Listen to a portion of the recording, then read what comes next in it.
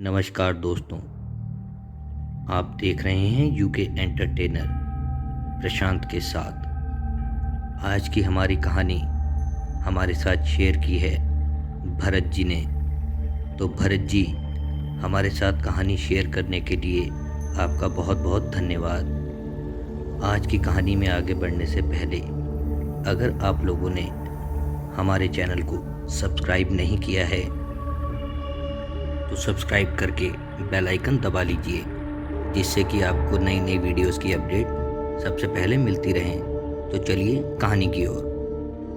भरत जी हमें बताते हैं कि मैं 10-12 साल पहले उत्तराखंड के एक गांव में रहा करता था और अपना और घर वालों का पेट भरने के लिए पशुपालन के साथ साथ खेती बाड़ी भी किया करता था, जिसके चलते मुझे देर रात कभी भी अपने खेतों की देखभाल के लिए जाना पड़ता था।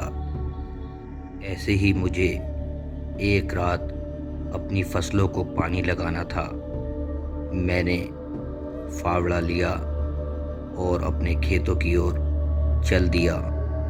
वहां पहुंचकर मैंने इंजन में डीजल डाला और खेतों में पानी डालना शुरू कर दिया। उन दिनों इंजन द्वारा पानी लगाया जाता था। शमशान भूमि और मेरे खेत का रास्ता एक ही था, जिसके कारण मुझे वहीं से होके जाना पड़ता था। पर मुझे डर का एहसास वहाँ पर कभी नहीं हुआ, क्योंकि यह सब मेरे लिए एक आम बात थी।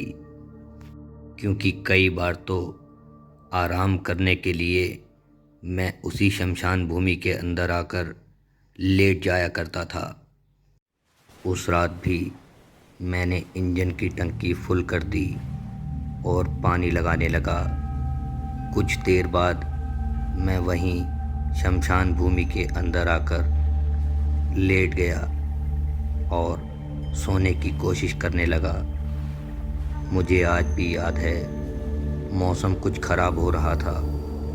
बिजली के साथ साथ तेज हवाएं चल रही थी और कुछ ही देर बाद इंजन अपने आप बंद हो गया। मैं अभी जाग ही रहा था तो मैंने जाकर देखा और इंजन को दोबारा स्टार्ट किया। फिर आकर वहीं आराम करने के लिए लेट गया। अभी 10 से 15 मिनट ही बीते थे कि इंजन दोबारा से बंद हो गया। मैं कुछ हैरान और परेशान हुआ, क्योंकि यह मेरे लिए थोड़ा सा अजीब हो रहा था।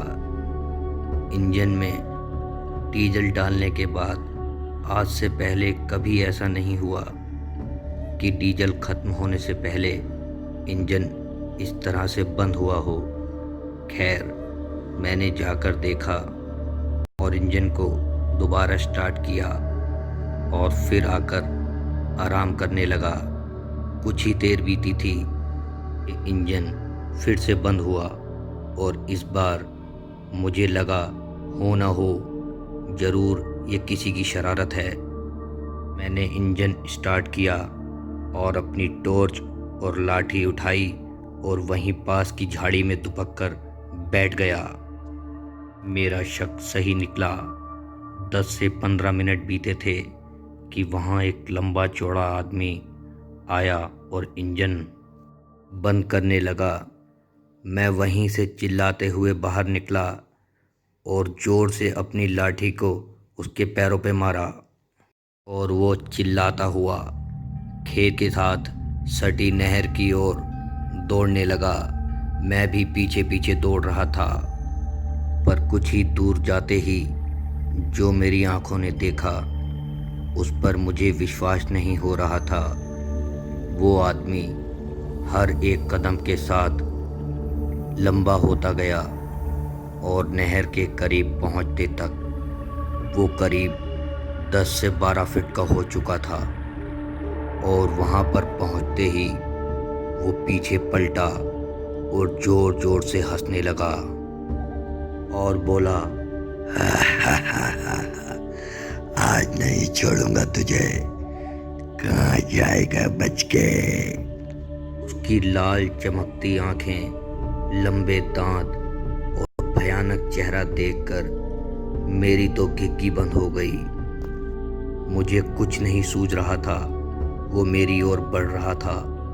मुझे जितनी भी आती थी हनुमान चालीसा पढ़ने लगा और पढ़ते पढ़ते मैं अपने गांव की ओर बेतहाशा दौड़ने लगा। उसकी हंसी और आवाज़ मैं सुन सकता था। आज तो तू बच गया। मौका मिलते ही तुझे डुबो के मार दूंगा। और मैं दौड़ता दौड़ता अपने घर आ गया और आते ही बेसुध होकर गिर पड़ा। सुबह होते ही मैंने ये घटना अपने बड़े भाई को बताई। तब मुझे बड़े भाई ने बताया कि वहाँ पर उसे पहले भी कई लोगों ने देखा है, पर उसने आज तक किसी को नुकसान नहीं पहुँचाया। मैं समझ गया था मेरी गलती की वजह से ही वो मेरी जान के पीछे पड़ गया था, और उसके बाद से मैं वहाँ पे रात में कभी नहीं गया। और इस तरह से उस रात मैं बच गया और कुछ समय बाद हम लोग वो गांव छोड़कर वहाँ से आ गए। और आज की कहानी में बस इतना ही। मैं उम्मीद करता हूँ आप लोगों को यह कहानी पसंद आई हो।